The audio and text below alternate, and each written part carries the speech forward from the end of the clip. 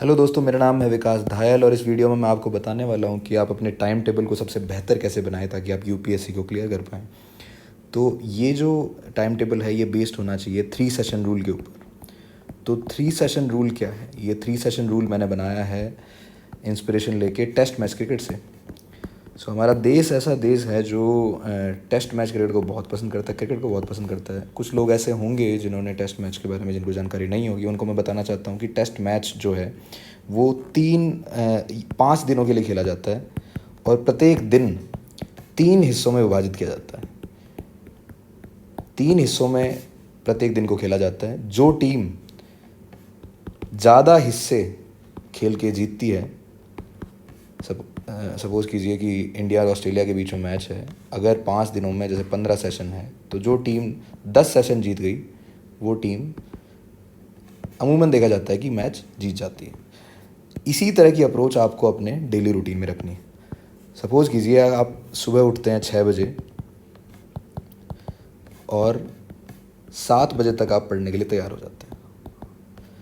अब आप 3 सेशंस में अपने दिन को बांटिए, 7 बजे से लगा के 10 बजे तक।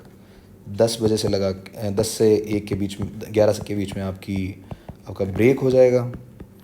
फिर से आप पढ़ना शुरू कीजिए 11 बजे और पढ़ते रहिए 2 बजे तक। फिर 2 बजे से 3 बजे के बीच में फिर से एक ब्रेक लीजिए। फिर 3 बजे से 6 बजे के बीच में आप अपना तीसरा सेशन करिए। तो इस तरह से आप अपने दिन को 3 सेशंस में विभाजित कर सकते हैं।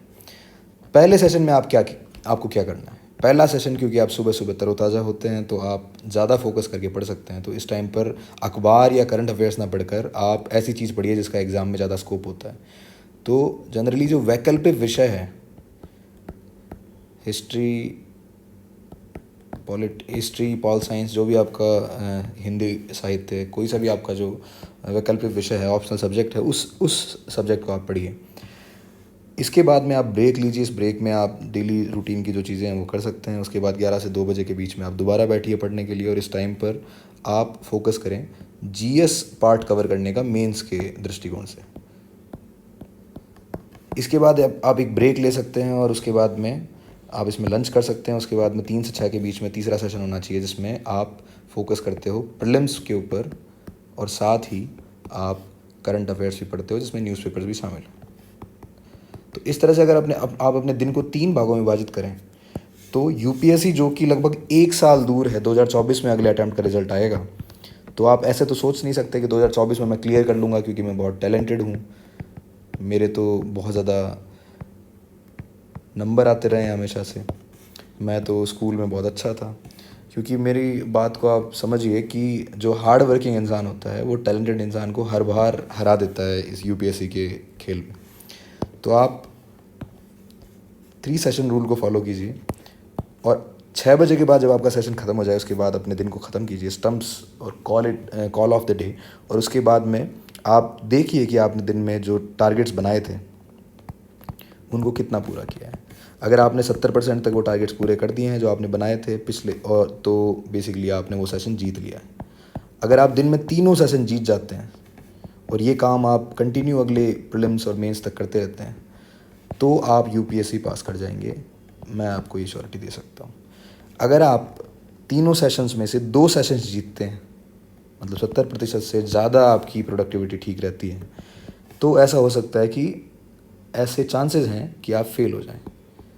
पास भी हो सकते हैं, फेल भी हो सकते हैं, दोनों चीज़ें संभव है, ज़्यादा चांसेस फेल होने के। उसके बाद में अगर एक सेशन जीत पाते हैं, एक सेशन आपका बढ़िया जाता है, बाकियों में आपकी प्रोडक्टिविटी कम रहती है, तो मैं आपको अश्योर कर सकता हूँ कि आप पक्का फेल हो जाएंगे।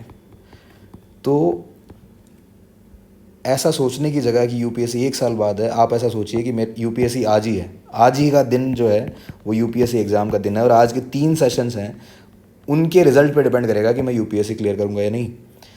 तो इस तरह से आप अपने दिन को बांटिए और ज़्यादा से ज़्यादा सेशंस आप जीतिए। संडे को आप ऑफ रखिए। जैसे 5 दिन खेलने के बाद सारे खिलाड़ी 1 दिन का ब्रेक लेते हैं, उसके बाद में मैचेस होते हैं, तो उसी तरह से आप संडेज़ का ब्रेक लीजिए और उसके बाद में दोबारा से इन्हीं सेशंस को शुरू करते रहिए। एक डायरी आप मेंटेन करिए जिसके अंदर आप लिखते रहें कि आपने कितने सेशन जीते थे। तो मैं बता सकता हूँ कि अगर आप आने वाले लगभग 365 दिनों में जब तक यूपीएससी का मेंस होगा। अगर आप जितने टोटल सेशंस होते हैं उनमें से 90% अगर आप जीत जाते हैं तो आप पक्का यूपीएससी पास करेंगे। अगर 70 से 90% जीतते हैं तो आपके चांसेस काफ़ी ज़्यादा हैं। अगर 70 से कम आप सेशंस जीतते हैं तो आपके चांसेस बहुत ही कम हैं, आप फेल हो जाएंगे। और अगर आप ऐसा कर रहे हैं तो आप इसको चेंज कीजिए, अदरवाइज़ आप यूपीएससी की तैयारी छोड़ दीजिए। तो ये मेरा 3 सेशन रूल था दोस्तों। आपको ये कैसा लगा कमेंट सेक्शन में मेरे को बताना, और वीडियो को लाइक करना और सब्सक्राइब करना चैनल को अगर आपको ये चीज़ अच्छी लगी। Thank you so much. मेरा नाम था विकास धायल और